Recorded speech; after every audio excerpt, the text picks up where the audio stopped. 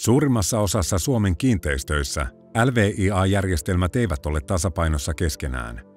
Usein optimoidaan kokonaisuuden kannalta vääriä asioita ja kokonaisuus jää vajaaksi.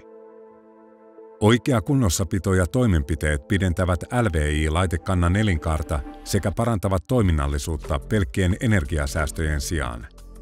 Usein toiminnallisuudesta ja elinkaaresta saatavat säästöt ovat suurempia kuin energiasäästöt.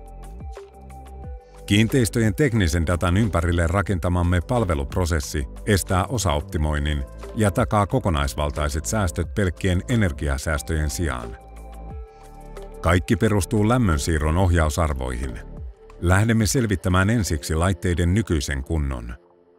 Lisäksi varmistamme, että järjestelmien automaatio näyttää samoja arvoja kuin kentällä. Mittaamme tuttuja suureita järjestelmistä sekä ei niin tuttuja suureita, kuten korroosionopeutta. Kentällä mitatun tiedon jälkeen analysoimme nestenäytteet sekä kentällä kerätyn datan. Näin toimenpideehdotukset perustuvat aina mitattuun ja varmistettuun tietoon TOPI-järjestelmässämme.